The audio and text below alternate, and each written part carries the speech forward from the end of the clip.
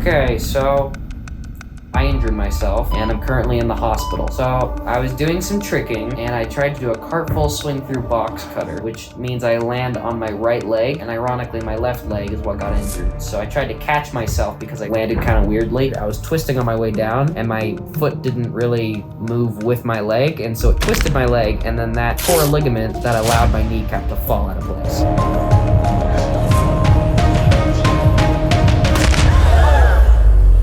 So my kneecap was way out of place, and yeah, if you're squeamish, skip a couple seconds later, but if you want to see it, this is what it looked like.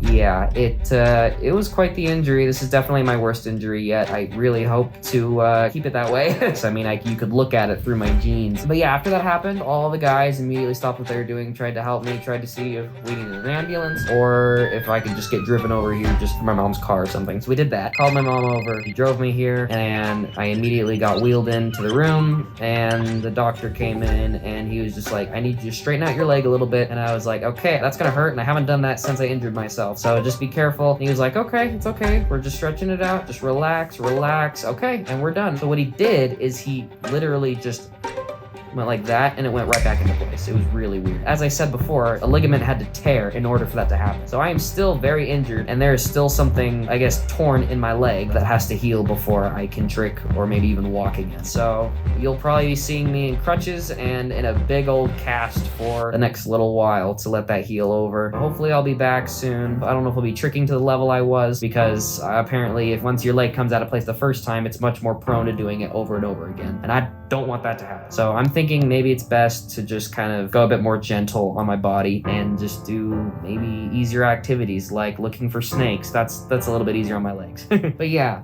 I'm okay, I'm all right. It was surprisingly painless, almost no pain. I was just like, oh, that's different. The main pain came from my leg spasming after it was happening. And I almost wonder if my leg was spasming to try and force it back into place. I really don't know why my leg was spasming so much, but that hurt a lot. That was really painful. I almost thought I was gonna throw up. I asked if they could get me a bucket, but thankfully I didn't. But that was some of the worst pain I've ever experienced. But yeah, guys, I'm doing okay. I have osgood arteries, but I don't think that's what that is. No, that's not what this is. This is a different location. So this is just right in front, right on top of your patella. So he has injuries from other. Yeah, that's tricking? kind of chronic stuff from what you've done. Oh, sounds like you, typical tricker.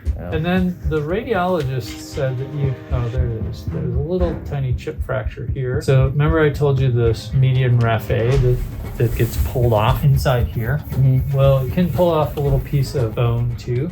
And there's a little tiny It's like what you did to your chip finger. right there. It doesn't change anything. It's the same. Instead of pulling it all, just ligament off, you pull a ligament with a little chip of bone because it was attached to the bone. Do they have you in your splint yet? No. So we'll get you in splint, and then we'll get you going home. Perfect. Thank you so much. You're welcome. As long as your legs stay straight, you should be fine. Yeah, And so the goal how- is to keep it straight all the time. You can take the brace off to shower. Just pay attention to keeping your legs straight. Okay, no bending of the leg for like the next month. For the next 2 weeks, I want you to see the orthopedist within a week or two. So until then, it's Will he need keeping it crutches? straight. Not necessarily. Okay, just keep it straight. Yeah, as long Okay. as it stays straight. How do I walk with it staying? You will be able to. It'll You'll just be look able funny. Will it hurt to put pressure on it, or? Shouldn't. Yeah. Interesting. Yeah. All right, Keep well, that's it good to straight. know. We'll get you ready to go. Sweet, thank you so much. You're welcome. Thank you very much. Of course. So the next step after this is to go home, get some rest, and get in contact with an orthopedic surgeon for my next appointment. And then from there, I'm gonna have some physical therapy to do as I heal, so that'll be interesting. All right.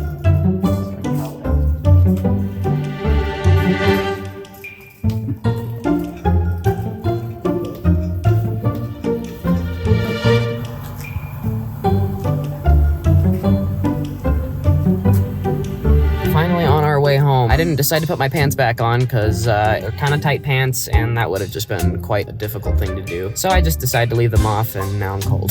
So this is day 2 of, I guess, healing up. I'm currently icing for the 4th time. There's an ice pack underneath my pants. I definitely need it because it's pretty darn swollen. If you look at this picture, you can see how swollen it is compared to my other leg. So yeah, I took my first shower this morning. It was nice. It was definitely difficult, but I did it. It's amazing how everyday things become so much more difficult when you can't bend one leg. All right, so I just just met with the orthopedic surgeon. It's been a couple days since the injury, and he said everything looks okay.